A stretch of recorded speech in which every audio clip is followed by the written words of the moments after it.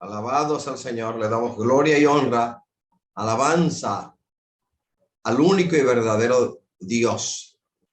Bendito y alabado el Padre y Dios de nuestro amado Señor Jesucristo, el cual en día de salvación y en tiempo aceptable tuvo a bien enviar a su buen Espíritu Santo a nuestra vida.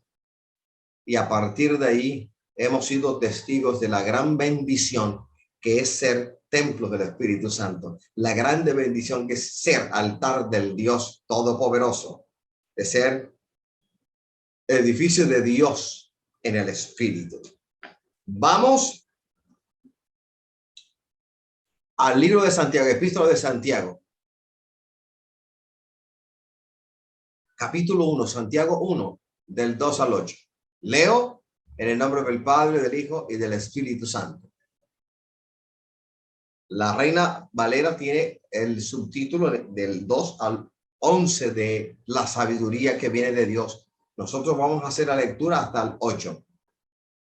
Hermanos míos, tened por sumo gozo cuando os halléis en diversas pruebas, sabiendo que la prueba de vuestra fe produce paciencia, mas tenga la paciencia su obra completa para que seáis perfectos y cabales, sin que os falte cosa alguna. Y si alguno de vosotros tiene falta de sabiduría, pídala a Dios, el cual da a todos abundantemente y sin reproche, y le será dada. Pero pida con fe, no dudando nada, porque el que duda es semejante a la onda del mar, que es arrastrada por el viento y echada de una parte a otra. No piense pues quien tal haga, que recibirá cosa alguna del Señor. El hombre de doble ánimo es inconstante en todos sus caminos. En la imagen que está, aparece el mismo personaje, la misma persona, el mismo varón, pero con ropas diferentes, en actitudes distintas. Una ilustración de lo que es el hombre de doble ánimo, el inconstante, el voluble, el que el fin de semana es una cosa y el resto de la semana se convierte en algo absolutamente diferente. Y el Señor nos ha llamado a no ser inconstantes ni de doble ánimo. Hagamos una pequeña introducción acerca de este libro, acerca de este capítulo. ¿A quién fue dirigida la iglesia? ¿A quién fue dirigida la epístola universal de Santiago? A una iglesia mayoritariamente compuesta de judíos que habían aceptado a Cristo Jesús como su Salvador. No a una iglesia constituida mayoritariamente por gentiles, sino por cristianos. En su mayoría eran judíos convertidos de corazón al Señor. A ellos es dirigida esta palabra. La palabra de exhortación del Señor a través de Santiago es dirigida a una iglesia, no al mundo, sino a la iglesia.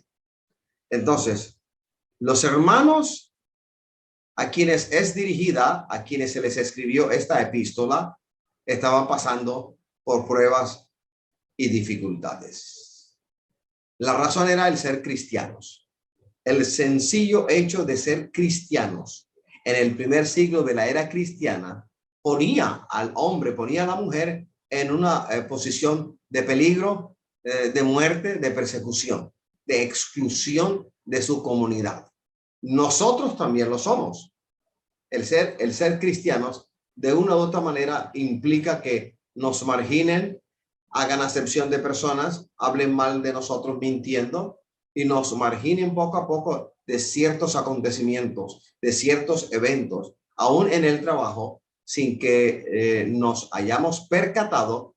A veces un jefe o un compañero de trabajo va a hablar mal de ti de una manera tan sutil con el propósito de que seas marginado, sencillamente porque contigo no comparte tu fe, no comparte la fe en el Señor, sino que es ajeno a ello.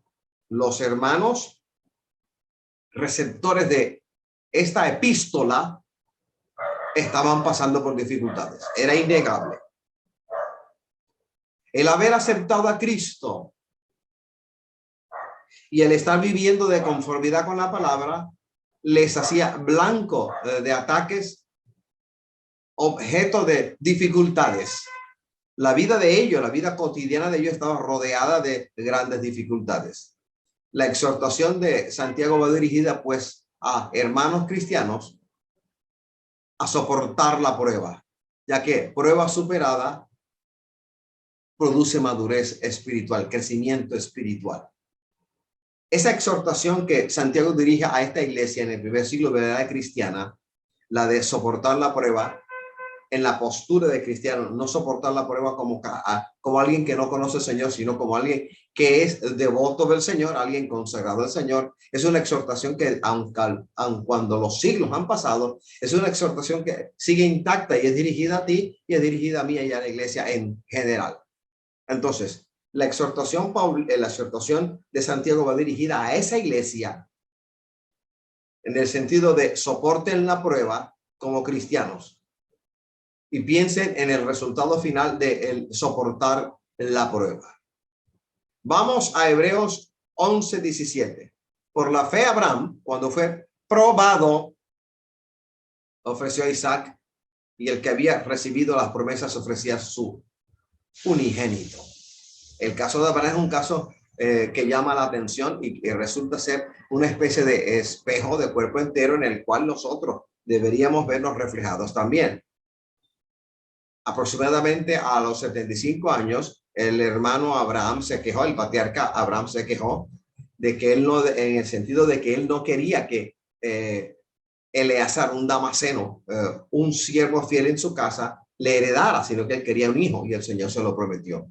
25 años después, es decir, cuando rayaba a los 100 años, al centenar de años, la promesa fue cumplida. Y habiendo cumplido el Señor la promesa hecha a su siervo Abraham, el Señor lo probó. ¿Cómo lo probó? Le pidió que le entregara a su propio hijo Isaac en sacrificio. Y este patriarca no dudó en absoluto en llevarlo a cabo, porque aquel que había pedido, Abraham pidió, el Señor le habló, el Señor se lo concedió. Él sabía que Dios no era hombre para mentir, ni hijo de hombre para arrepentirse de lo prometido. Si se lo había dicho, él lo iba a hacer, como en efecto lo hizo. Así que si ahora en esta segunda etapa le pide ofrecer al hijo de la promesa en sacrificio vivo,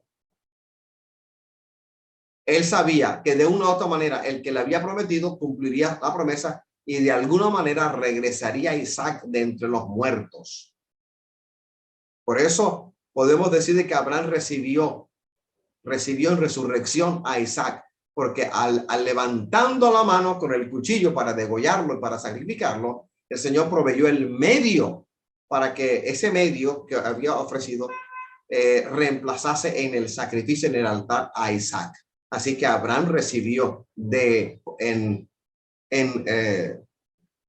restauración, recibió en resurrección a Isaac, porque Isaac, según la vista, según la fe de Abraham, ya estaba muerto porque lo iba a sacrificar, y para Dios fue suficiente con que Abraham haya querido llevar a cabo el sacrificio que Dios le había pedido.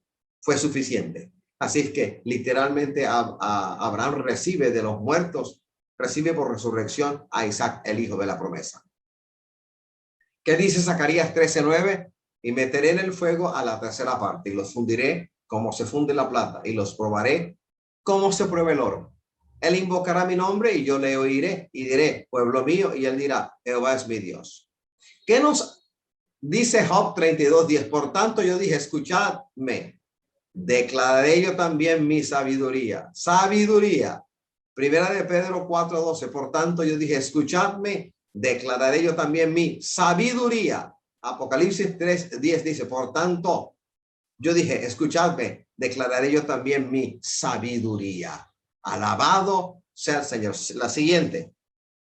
Entonces, antes de empezar con el punto número 2 de este corto mensaje, de este sermón, tenemos que decir que la fe en Cristo Jesús, nuestra fe en Cristo es probada. Y nuestro amor por el Padre también es probado. La probación, cuando uno estudia de una manera sencilla, teología sistemática, hay hay una sección que tiene que ver con el hombre en su relación con Dios. Y la aprobación es parte de la relación del hombre con su creador, con el Padre eterno. Antropología. En antropología, uno de los temas discutidos, tratados, estudiados es la probación. El hombre es probado. Tú eres probado. ¿En qué? En tu fe en el Señor. ¿En qué más eres probado? En el amor por el Padre eterno. La fe en Cristo Jesús significa nuestra plena y absoluta confianza en sus palabras, en sus promesas, en su persona, en lo que Él es, en lo que ha dicho que va a hacer, en lo que de manera específica nos ha dicho a nosotros, en lo que por rema ha traído a nuestra vida, a nuestra familia, a nuestra iglesia. El amor por el Padre es probado. Este amor es obediencia. La prueba del amor nuestro por Dios es que le obedecemos, que somos sujetos a sus mandamientos. Así que de una u otra manera, usted y yo somos probados en la fe en Cristo y en el amor por el Padre. En el versículo 2, Santiago dice, considerad. En pocas palabras, tú que estás leyendo, reconoce. Tú que estás leyendo, piensa en esto. Aquí el apóstol lo que hace es una fuerte exhortación, una exhortación de manera urgente. Es urgente la reflexión que él manda a hacer a los receptores de esta epístola, la epístola de Santiago. ¿A qué los manda a reflexionar de manera? ¿Cuál es la exhortación entonces para ellos y para nosotros? Por extensión, como iglesia de Cristo, reflexionar conscientemente y adoptar una nueva actitud para nuestro propio beneficio. Él habla de sumo gozo en medio de la prueba, sumo gozo, es decir, un gozo genuino, un gozo sin mistura, un gozo total, a pesar de lo que sintamos, a pesar del dolor que embargue el corazón, a pesar de las circunstancias negativas, adversas o perversas más bien que nos pueden rodear, que nos encontremos en medio de la prueba con gozo total o sin mistura. Eso es sumo gozo, gozo total, gozo sin mistura. Os halléis, un llamamiento a cada uno de nosotros sobre algo en particular. Las pruebas son experiencias muy individuales, muy personales. Y ¿saben algo, hermanos? Se puede presentar en el momento en que nosotros menos lo esperamos, porque las pruebas vienen de Dios. O sea, en cualquier momento y sin previo aviso, como en el caso de avalanchas en las partes en donde hay montañas con nieve, la prueba se nos puede presentar. A veces el Señor anuncia que viene una prueba, a veces el Señor no lo anuncia, sino que sin previo aviso se presenta.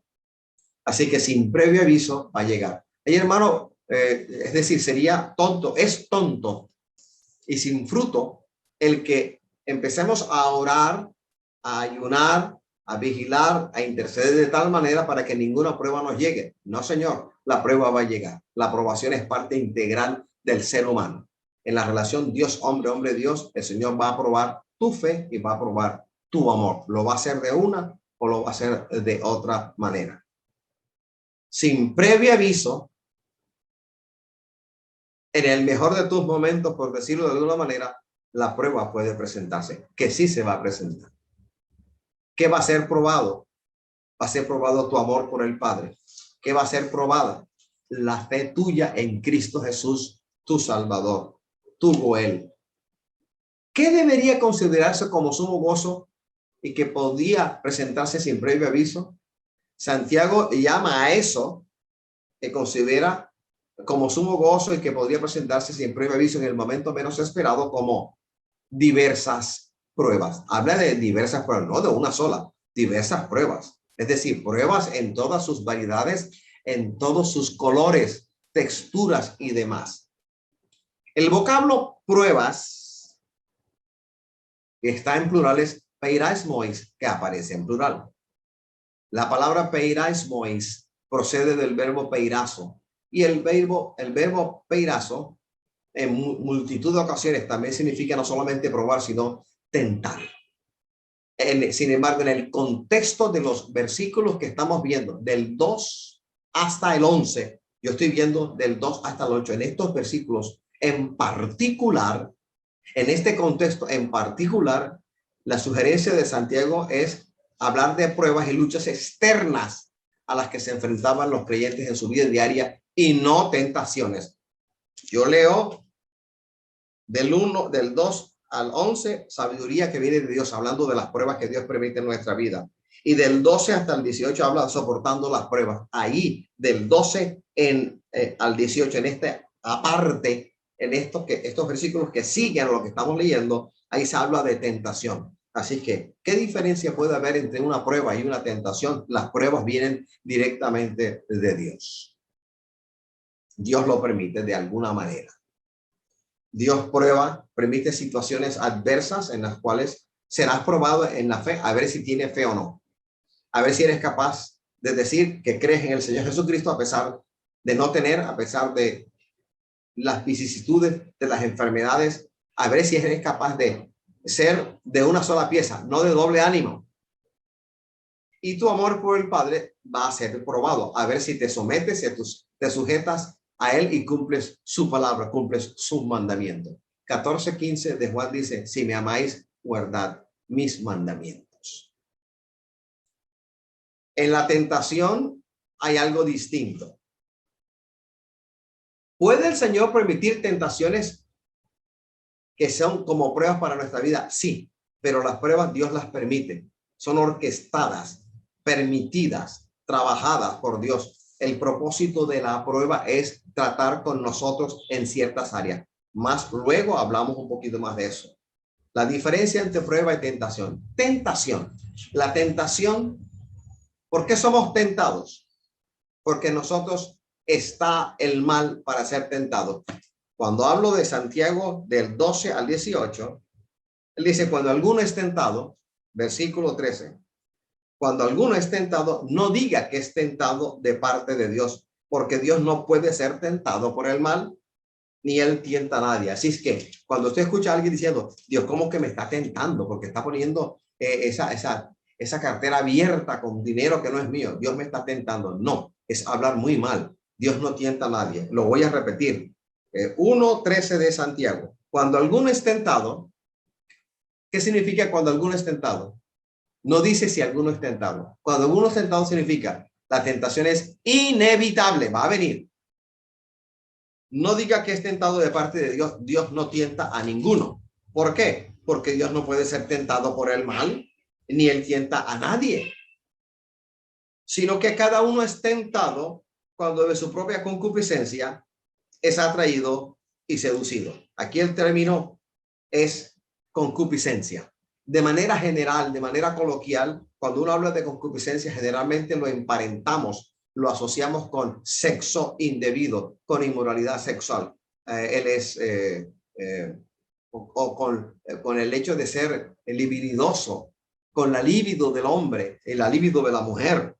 Generalmente, de manera secular, cuando hablamos de concupiscencia, lo asociamos con lujuria y cosas que tienen que ver con la expresión sexual del hombre y de la mujer. Sin embargo, en el contexto bíblico, la palabra para tentación es epitumia.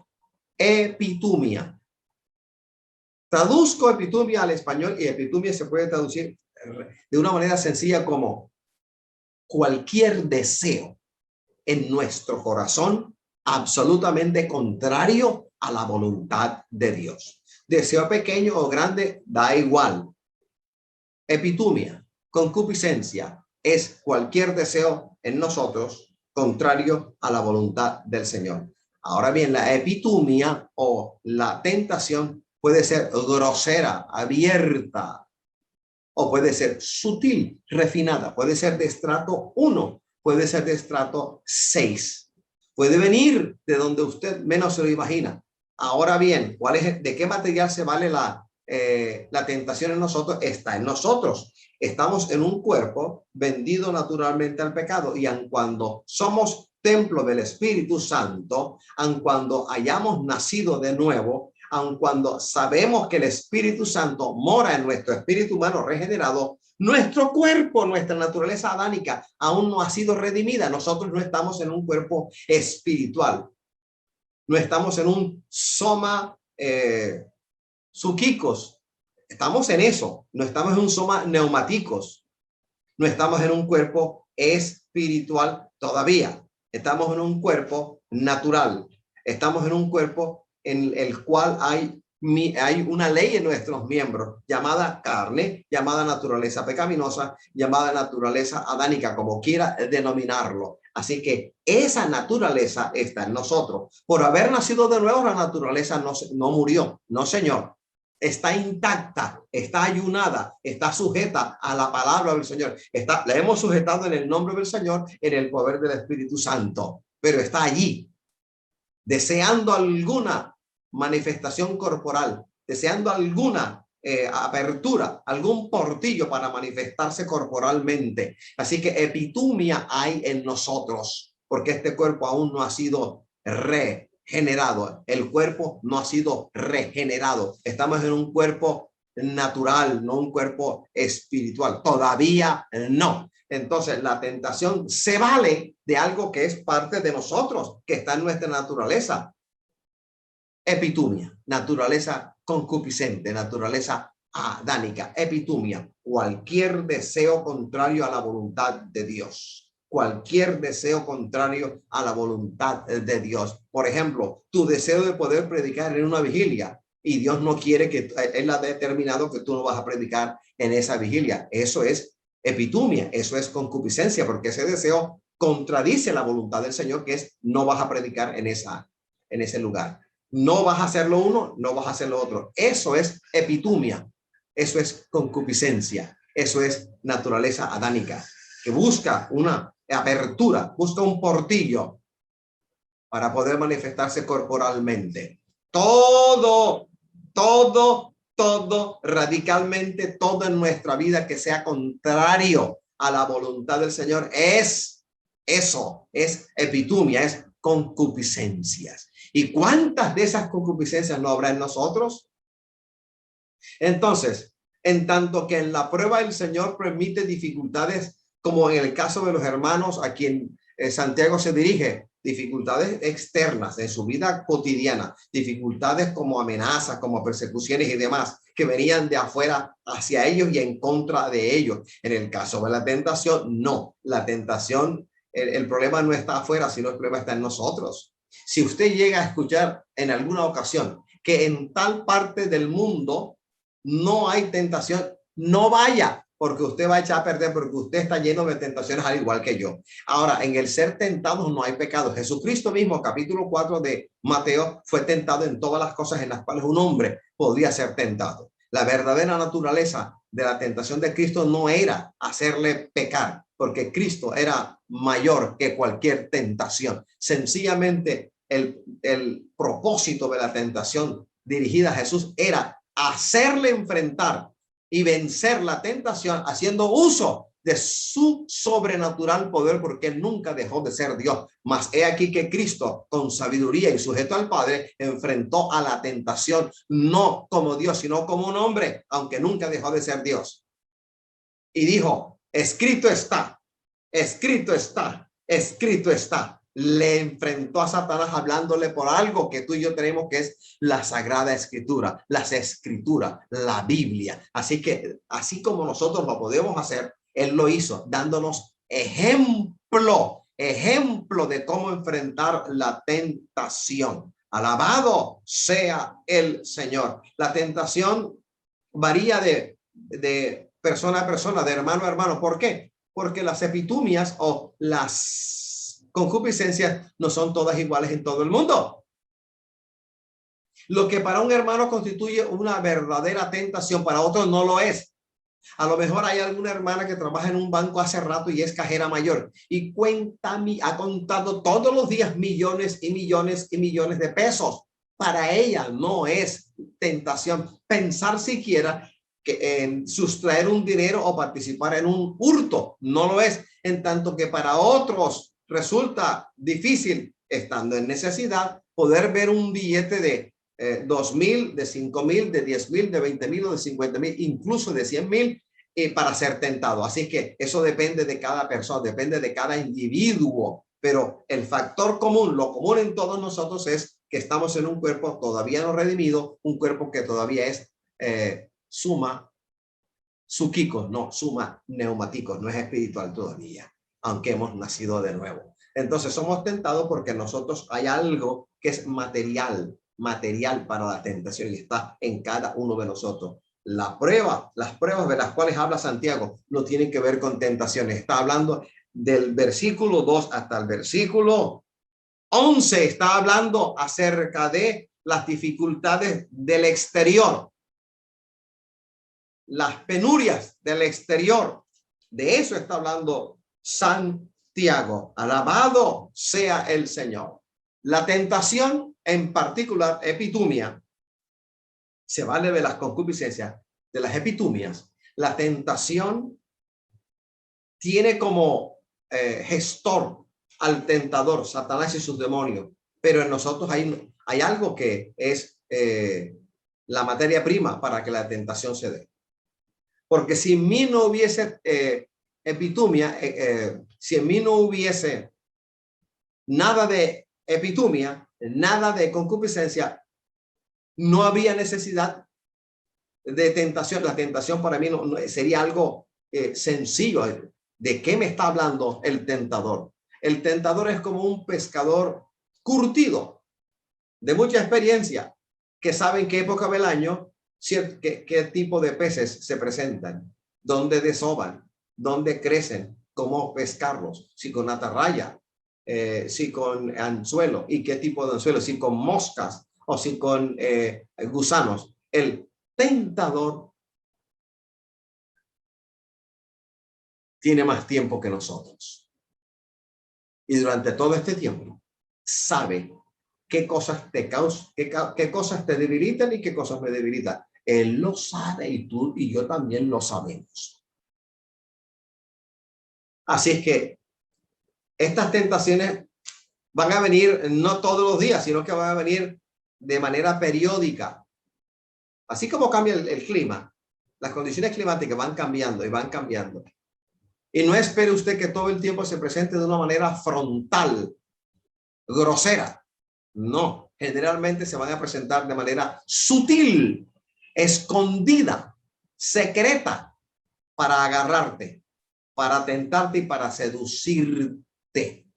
La tentación cualquiera que sea siempre te va a ofrecer dos cosas: oportunidad de ganancia cualquiera que sea y oportunidad de placer cualquiera que sea. Si no, no sería tentación. ¿Cómo combatir la tentación en particular? Primero, llenando la cabeza no de chismes, no de murmuraciones, sino de la palabra del Señor. Segundo, teniendo la convicción clara, nítida, transparente una vez y para siempre de que el Señor está con nosotros cual poderoso gigante. Tercero, no tolerar la tentación. No, en pocas palabras, no jugar con ella. No jugar con ella. Si una joven vio a otro joven en su cuadra, ella es cristiana, él no lo es, y le llamó la atención, le gustó, se sintió atraída físicamente por el porte gallardo de ese joven. Si ella es cristiana y entiende lo que está ocurriendo, se va a alejar de eso, no va a tolerar, no le va a dar rienda suelta en su corazón, en su mente, a la idea posible de estar con él, de tener sexo con él, de estar ennoviada con él. Va a rechazar esas insinuaciones, no va a jugar con este fuego para no quemarse. Es decir, una de las recomendaciones que damos a todo aquel que es tentado es: hermano, mire bien de dónde viene la tentación y cuál es el despropósito. Segundo, rechácela. Ahora, las formas de rechazar la tentación dependen también de la tentación. Si es esta en particular de la cual yo te hablo, hermana, si él vive por el este de la cuadra y usted por el oeste, no vaya al este hasta cuando usted esté bien fortalecida y pueda saludar y decirle: Dios te bendiga y Dios te guarde. Pero si se siente debilitada solamente con pensar en ese joven, en ese mancebo, entonces procura ir por el oeste, que es tu camino, no por el este, que es el camino de ese mancebo, para que no seas debilitada, para que no seas seducida. ¿A qué compararemos la tentación? A la pesca. Va el pescador, el tentador, y escoge la carnada justa para ese tipo de pez. Lo que te debilita y te tienta no es lo que a mí necesariamente me debilita o me tienta. Arroja el anzuelo. El anzuelo tiene una tremenda descarnada que puede ser cualquier cosa. La arroja. El pez que está en el agua ve la posibilidad de disfrutar de un bocadillo. Puede ser otro pez más pequeño que él, puede ser gusanos, lombrices de tierra, puede ser algo que se parezca a una mosca.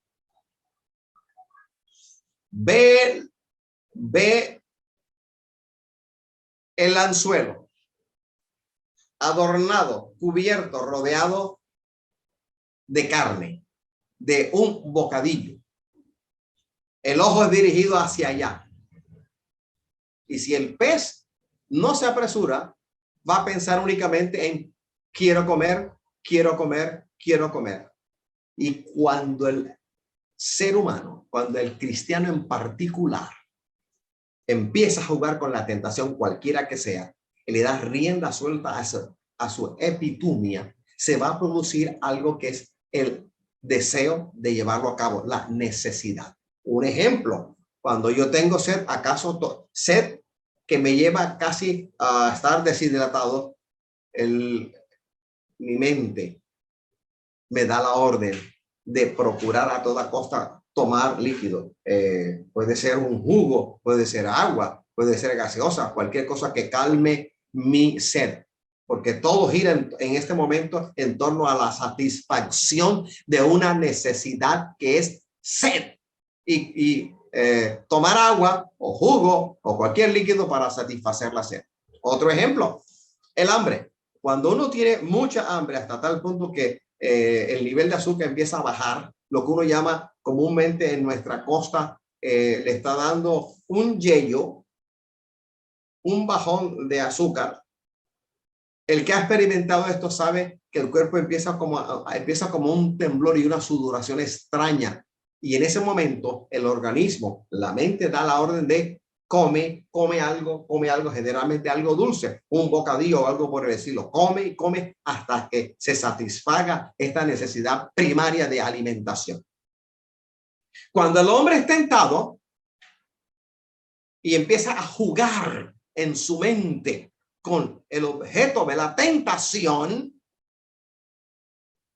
y lo hace sabiendo que no debería hacerlo, y lo hace como si el Señor no lo estuviera viendo y no supiera lo que está pasando o ignorase lo que está haciendo, de tanto darle vuelta a la idea, de tanto de jugar con la idea de tolerar esa idea, es tentación, se va a producir en ese ser humano, en ese hermano, una necesidad.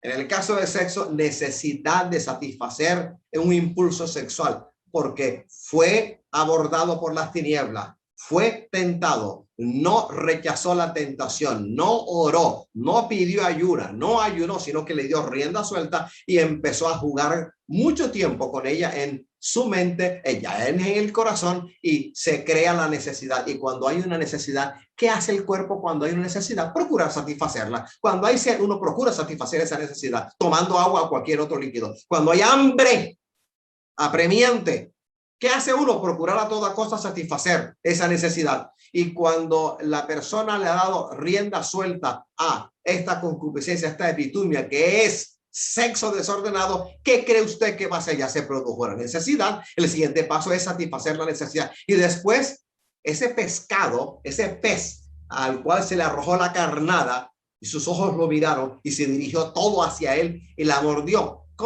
¿Qué le va a pasar a ese hermano? Va a terminar como una cachama o como una mojarra u otro pez ensartado, sacado de su medio ambiente natural, que es el agua, y va a terminar frito o guisado en la cocina de alguien en la costa atlántica colombiana. Alabados al Señor. Esa es la tentación. Pero Santiago no está hablando, sino que aprovecho este momento para hablarte de tentación. Y cierro este comentario. Al final dice, en este contexto, el contexto que estamos leyendo, Santiago evidentemente está hablando de las pruebas y luchas externas a las que se enfrentaban los creyentes a quienes dirige esta carta, en dificultades en su vida diaria y no tentaciones. no tentaciones. El lío era lo que venía de afuera, no lo que estaba en ellos, no lo que procedía del interior. Alabado. La siguiente, el punto 2. Vamos a ver los versículos del 2 al 4. ¿Y qué del cristiano? ¿Qué de ti de mí? Todos nosotros nos vemos rodeados de circunstancias, de pruebas y obstáculos que producen pesares, dificultades, tristezas, que arrancan lágrimas. De todas maneras, Santiago exhorta a sus lectores originales y a nosotros, de paso, a considerar las pruebas como motivo de sumo gozo. Las pruebas no son sinónimo de sumo gozo. Sumo gozo no significa prueba, no. Nos invita, nos exhorta Santiago a considerar las pruebas que el Señor permite en nuestra vida como motivo, como razón más que suficiente para el gozo sumo o el sumo gozo. ¿Por qué? El cristiano tiene el cuidado de Dios. Tú tienes el cuidado de Dios que te está probando en fe y en amor. No estás solo, no estás abandonado. Está el Señor contigo, cual poderoso gigante. Eres templo del Espíritu Santo. No estás en abandono. Sencillamente el Señor está permitiendo esa prueba o varias pruebas con el propósito de entrenarte, de capacitarte a través de la ayuda del poder del Espíritu Santo. Mientras somos tentados, el Señor incluso no nos deja, esperando que nosotros digamos no a la tentación por muy débiles que seamos. Ahora, en la prueba, el Señor nunca nos abandona, está con nosotros. Él no va a cambiar, Él está con nosotros en la prueba. Entonces, ¿por qué prueba? Porque la naturaleza pecaminosa nuestra necesita el entrenamiento, necesita aprender.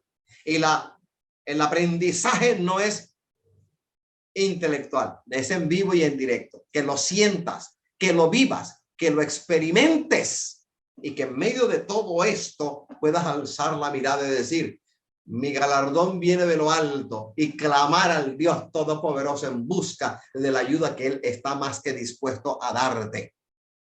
Santiago en ningún momento plantea que las pruebas significan gozo, sino que exhorta al que lee Santiago, a aquellos y a nosotros, a pensar que estas pruebas que nos han venido nos serán de gran beneficio y de gran enseñanza. Que al final, cuando superemos la prueba en el nombre del Señor, esas pruebas redundarán en gran regocijo, porque el resultado final de la prueba enfrentada y prueba superada es madurez espiritual, crecimiento, escalando peldaños en nuestro crecimiento espiritual. ¿Por qué Santiago exhorta a estos lectores originales y de paso a nosotros a considerar el sumo gozo que está en nuestra vida, que puede estar en nosotros en medio de las pruebas? Porque primero, el Señor no nos ha dejado, Él está con nosotros, sencillamente está tratando con nosotros, moldeándote, capacitándote, entrenándote, arrancando cosas que a Él no le sirven y poniendo de su Espíritu Santo en tu vida y esperando que tú le digas: sí, Señor, no es como yo digo, sino como tú dices. Sí, Señor, no según mi agenda, es según tu agenda. Sí, Señor, no es en mi poder, porque ¿cuál poder tenemos nosotros? Ninguno, sino en el poder de tu Espíritu Santo. En medio de la prueba, la lección que Santiago nos da es gozarnos, porque al pensar que el Señor está primero con nosotros y luego al pensar, segundo, que tales pruebas tienen como propósito el hacernos crecer, entenderemos de fácil manera y la boca nuestra no va a prorrumpir en necedades. A mí de manera particular, creo que lo he dicho aquí varias veces, mientras mi esposa y yo estábamos en una consejería, una reunión cortica de 1 hora, consejería matrimonial, a mí el Señor me habló clarito y me dijo varias cosas. Desde que oren hasta cuando el Padre responda, hay 3 cosas que ustedes deben hacer. 3 cosas que tenemos que hacer. Desde que oramos hasta cuando nosotros recibimos, vemos la implementación de aquello que por lo cual hemos pedido. Primero, tenemos que orar por aquellos que están en una circunstancia parecida a la nuestra o peor que nosotros. Eso hay que hacer. Orar por aquellos que están en una situación como la nuestra, perdón, o peor que la nuestra. Sí, orar. Lo otro que tenemos que hacer durante el tiempo de la prueba, ya oramos y estamos esperando la respuesta del Señor, es alabar, bendecir, glorificar su nombre, porque en medio de la prueba yo sé que cuando uno canta, alaba, bendice, glorifica y abre los labios para prorrumpir en acción de gracias al Todopoderoso, allí nuestro ser interior es fortalecido. Somos fortalecidos en medio de la prueba. Abofeteamos a los demonios, abofeteamos y avergonzamos a Satanás, que cuando estamos en medio de la prueba, en lugar de quejarnos y de hablar mal aún contra el propio Dios, hemos abierto la boca para alabar, para bendecir, para cantar. En ese momento no tendrás necesidad de buscar absolutamente nada en el repertorio de canciones cristianas, porque el Espíritu Santo va a poner en ti qué melodías te las va a recordar. Si no sabes cantar, no importa. El asunto aquí no es saber cantar o no saber cantar. Contar con una voz de barítono o de cucarrón, no importa. Importa es el corazón que alaba, que bendice, que glorifica, que exalta al Todopoderoso. Orar por aquellos que están en una situación como la tuya o peor. Segundo, nunca dejar de alabar, de glorificar, de adorar al Dios Todopoderoso. Y tercero, llamar las cosas que no son como si fueran, porque de esta manera la fe es tocada, la fe crece, se acrecienta, porque la fe no necesita ver lo que el ojo ve, no necesita escuchar lo que el oído escucha. La fe primero habla del milagro, de la sanidad, del portento, de la maravilla, del cambio de las circunstancias a tu favor, y luego el ojo verá, y luego el oído escuchará. Pero la fe no necesita ni oído ni boca, no necesita ojo. Primero cree. El Señor le dijo a Marta y luego a María, las hermanas de Lázaro, de 4 días de muerto: ¿no te he dicho que si crees verás la gloria de Dios? En el capítulo 11, versículo 6 de Hebreos se nos exhorta: pero sin fe es imposible agradar a Dios. Tenemos que agradar a Dios. ¿Cómo le agrado al Señor? Creyendo. No hay lugar a la duda. Allá el que duda. Nosotros no podemos ser de doble ánimo, inconstantes, volubles. Hay en la costa unos árboles, el árbol de bonga, y hay otros arbolitos que en cierta época del año sueltan como una especie de esporas para que el viento se las lleve y pueda haber más arbolitos, polinización. Como cuando uno ve, algunos dicen brujitas o esporas de árboles como el de bonga, ser llevados de aquí para allá, de allá para acá por el viento. Así se parece, así es semejante el hombre y la mujer de doble ánimo. Hoy creen, mañana no. Hoy creen, mañana no. Hoy creen, mañana no. Hoy creen, mañana no. Así de manera inconstante no vas a conseguir nada de parte del Señor. Imposible.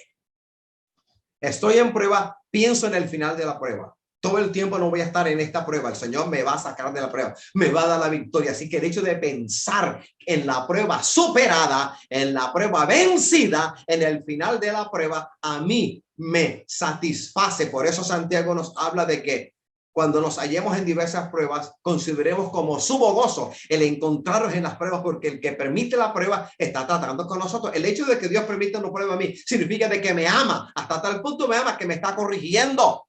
Me está corrigiendo, me está apoyando, está conmigo, me está preparando para la obra que ha puesto delante de mí. En lugar de pensar, ay, ¿por qué? Gracias, Señor, porque tú estás conmigo, cual poderoso gigante. ¿En qué quieres que te sirva? ¿Cómo quieres que te sirva? Eso es motivo para que nosotros haya sumo gozo, el saber, primero, que el Señor está con nosotros en medio de la prueba, tratando con nosotros, y segundo, que al final el Señor me dará la victoria.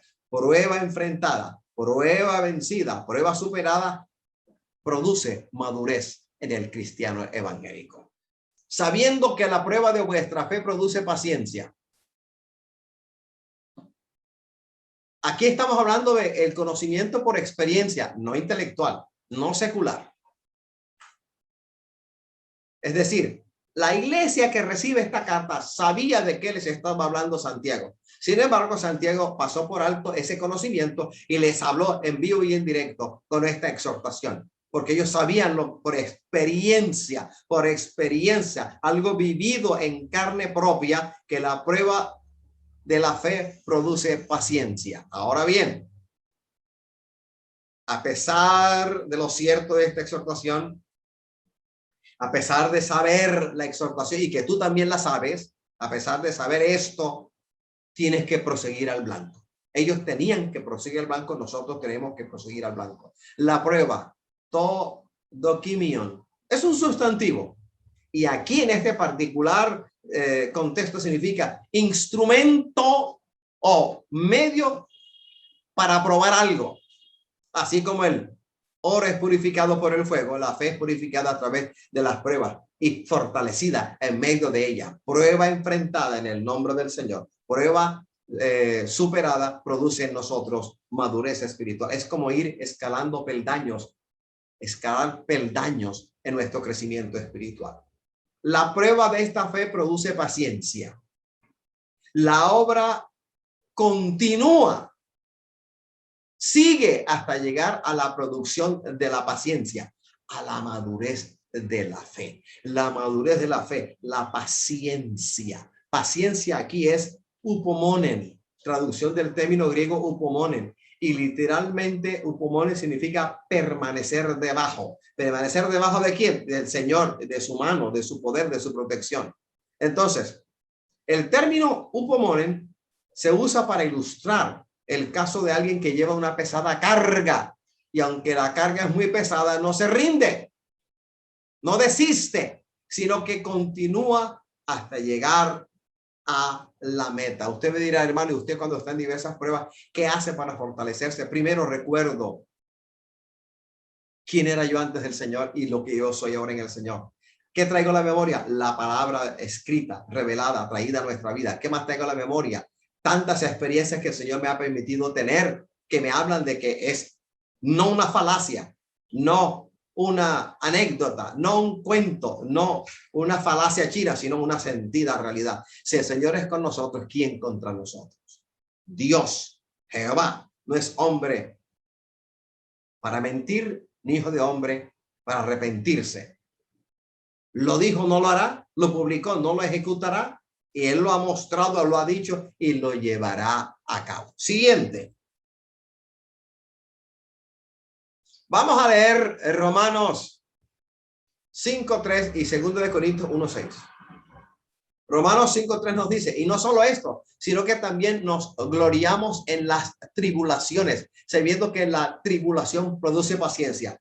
¿Cómo es que Pablo en Romanos me dice que en las tribulaciones que tenemos nos gloriamos? Es decir, aquí glorioso significa darle gracias al Señor por lo que está ocurriendo, sabiendo que el Señor está con nosotros, y si Él es con nosotros, ¿quién contra nosotros? Gloriarnos en las tribulaciones significa, en medio de la dificultad, yo sé, sí sé que el Señor está conmigo, cual poderoso gigante, que está tratando conmigo, me está disciplinando, me está enseñando, me está preparando para una obra que ha puesto delante de mí. Entonces, cuando yo entiendo, pero no intelectualmente, sino que en vivo y en directo, sé que esto es una gran verdad atestiguada, corroborada por la palabra, entonces, en medio de la tribulación, se produce algo que es paciencia. Ahora bien, la paciencia aquí es un fruto una virtud del fruto del Espíritu Santo. Léase Gálatas 5:22, mas el fruto del Espíritu es amor, gozo, paz, paciencia, benignidad, bondad, fe, mansedumbre y templanza. Contra tales cosas no hay ley, pero los que son de Cristo han crucificado la carne con sus pasiones y deseos. Ahí aparece la paciencia, un fruto del Espíritu Santo que mora en nuestro espíritu humano regenerado. Alabados al Señor. Segunda de Corintios 1:6 dice, pero si somos atribulados, es para vuestra consolación y salvación. Ahí el propósito. O si somos consolados, es para vuestra consolación y salvación, la cual se opera en el sufrir las mismas aflicciones que nosotros también padecemos. ¿Dónde está el versículo? ¿Dónde está el capítulo? ¿Dónde está el libro en la Biblia que te dice que desde que nos convertimos al Señor ya cesaron las pruebas, las dificultades? ¿Dónde está? Que yo no lo conozco. No es parte de las Biblias que yo tengo. Sigamos adelante. En griego clásico, el término upomonen se usaba para significar, o se usaba en el sentido de perseverar, tener constancia y perseverancia. Estos parecen ser la misma idea que Santiago tiene en mente al usar el vocablo upomonen.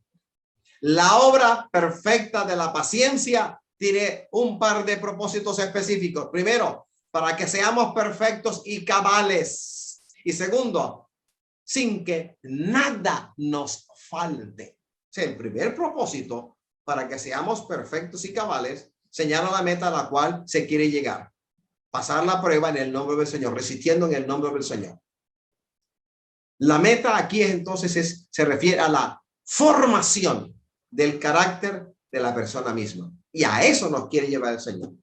Forjar nuestro carácter.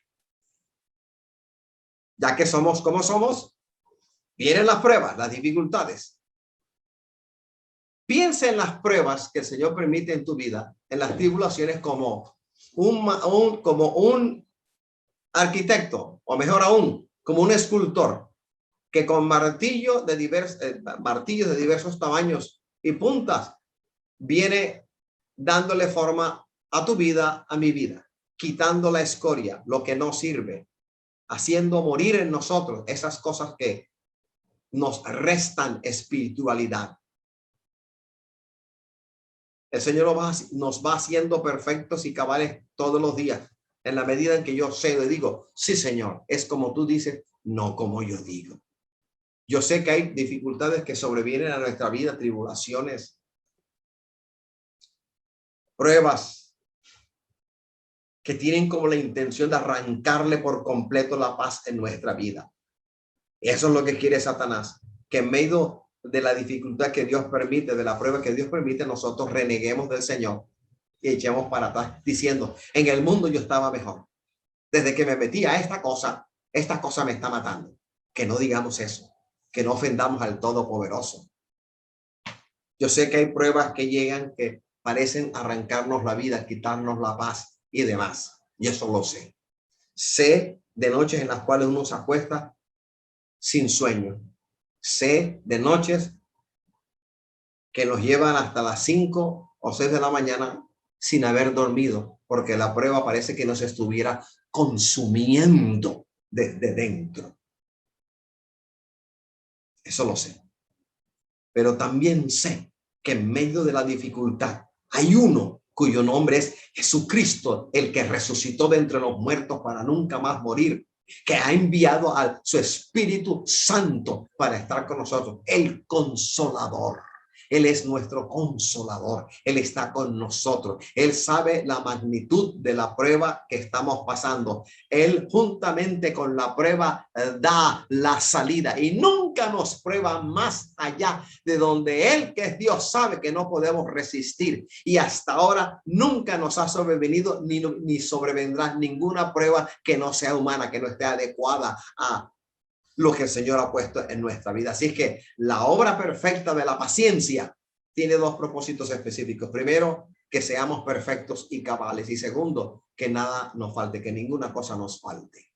El propósito en última instancia es la formación del carácter de la hermana, la formación del carácter del hermano a quien Dios ha llamado a su obra, la formación del carácter de la persona misma delante de la cual Dios ha colocado una obra. Porque si no lo forma, si su carácter no es formado, fácilmente aquel o aquella que no tiene un carácter formado a través de las pruebas que Dios permite en su vida, fácilmente puede abandonar la obra, fácilmente puede decir esto no es conmigo, o fácilmente puede decir hasta aquí llegué hoy. No más pruebas, no más dificultades. No más hambre, no más penuria, y abandonar la obra, como hemos visto a muchos, abandonar la obra. Entonces el Señor necesita formar el carácter. ¿Cuál carácter? El carácter de Cristo en tu vida. Reproducir el carácter de Cristo en tu vida y en mi vida. Formar el carácter nuestro. Alabado sea el Señor. He ahí la meta, he ahí el fin, he ahí el propósito de las dificultades. La palabra perfectos, te leí hoy, se refiere a madurez ética y madurez espiritual. En tanto que el adjetivo cabales significa completos en todas partes. Aquello a lo cual no le falta nada porque está completo. Y para que el Señor te haga completo, te haga cabal, te haga perfecto para la obra que ha puesto delante de sí, primero tiene que pulir tu salvaje e indómito montañés carácter. Tiene que formar el carácter de Cristo en tu vida, reproducir su carácter en tu vida, formar tu carácter a la imagen misma del carácter de nuestro amado Señor Jesucristo. Siguiente.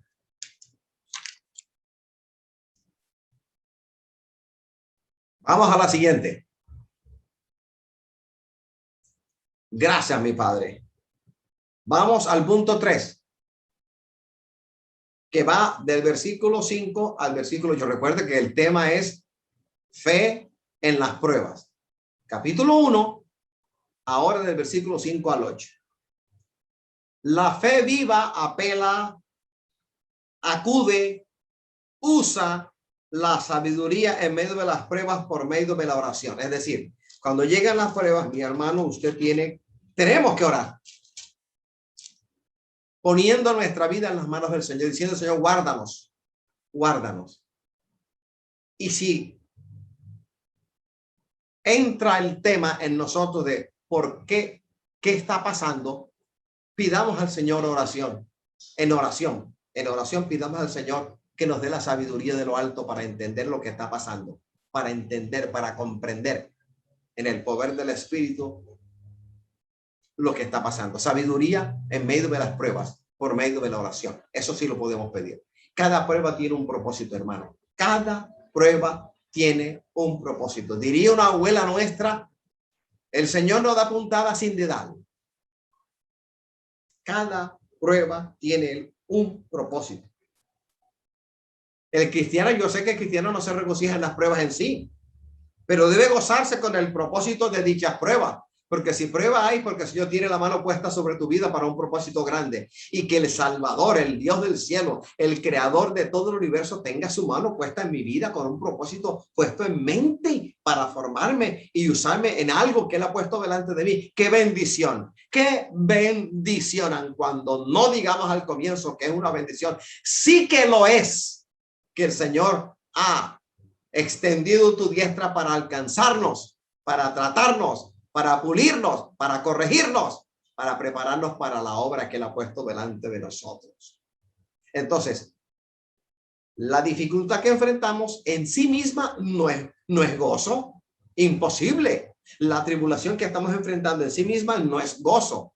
El gozo es el saber que el Señor está con la mano puesta en este asunto de nuestra prueba. Gozo es pensar que el Señor nos dará juntamente con la prueba la salida. Y gozo resulta en nuestra vida cuando entendemos, comprendemos con la sabiduría de lo alto que esta prueba tiene un propósito específico, que cada prueba que viene a nuestra vida viene de manera específica o viene con un propósito bien específico, algo que el Señor quiere hacer, un movimiento de Dios a favor de la iglesia, un movimiento de Dios a favor de ti, un movimiento de Dios a favor de los tuyos no convertidos, un movimiento de Dios a favor de tus hijos, de tu esposo, de tu esposa, de los familiares, un movimiento de Dios hacia la iglesia. Alabado sea el Señor. Entonces, yo sé que con frecuencia inusitada nos atrevemos a preguntarnos, ¿por qué me está pasando por esto? En lugar de preguntar, ¿para qué? ¿Con qué propósito? Generalmente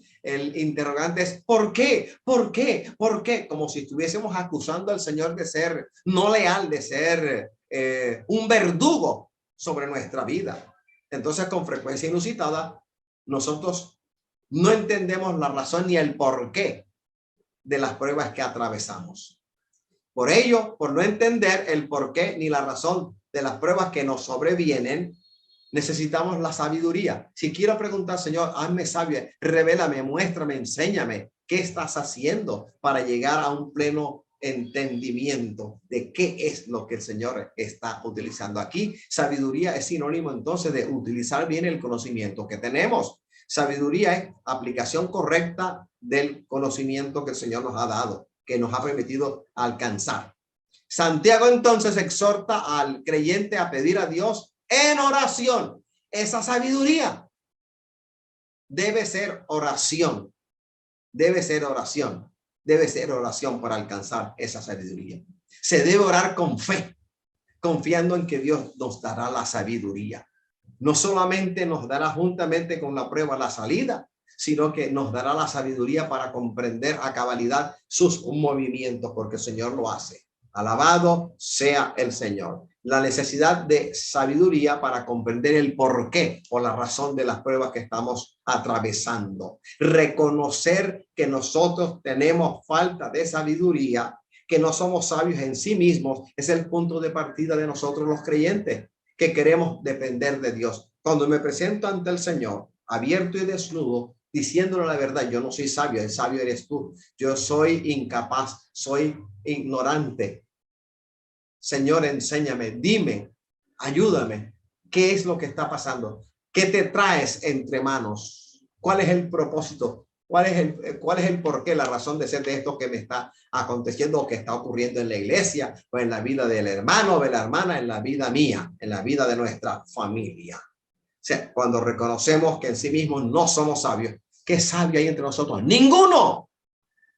La sabiduría viene de lo alto. Santiago habla de la sabiduría que viene de lo alto, que pidamos con fe, a partir de este reconocimiento y confesión. Yo no sé qué está pasando ni por qué está pasando, Señor. Hazme sabio para entender, para aprender este conocimiento de ti.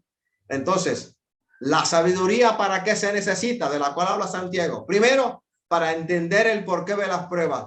Y segundo, para saber cómo ser capaz de soportarlas, aquellos que las llevamos. Alabado sea el Señor. ¿Cómo ser capaz de soportarlas? Bien, sigamos al blanco. Notemos aquí algo. Santiago habla de falta de sabiduría. La palabra sofias es sabiduría, en tanto que gnosis es conocimiento. Fíjate que no dice falta de conocimiento, sino falta de sabiduría. La sabiduría aquí es el debido, correcto uso o aplicación del conocimiento que el Señor nos dé. Vamos a Job 28:12. Más, ¿dónde se hallará la sabiduría? ¿Dónde está el lugar de la inteligencia? Santiago nos responde la pregunta de Job en Santiago capítulo 1 del versículo 2 hasta el versículo 8. Que pidamos sabiduría, que pidamos sabiduría, que pidamos sabiduría. Colosenses 2:3 dice, en quien están escondidos todos los tesoros de la sabiduría y del conocimiento. A él hay que pedir. Es la sabiduría que no viene de la universidad o del politécnico o del instituto. No, señor. Sabiduría del cielo, sabiduría divina, la sabiduría que viene de Dios. Así que el cristiano tiene que perseverar, persistir en pedir que el Señor nos dé sabiduría. Ahora bien, pedir.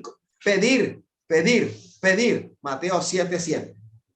Pedid y se os dará. Buscad y hallaréis. Llamad y se os abrirá. ¿Cómo da Dios? Santiago nos responde la pregunta, ¿cómo da Dios? Da con liberalidad. Aplos es el término. Es decir, ¿cómo nos da? Generosamente y abundantemente.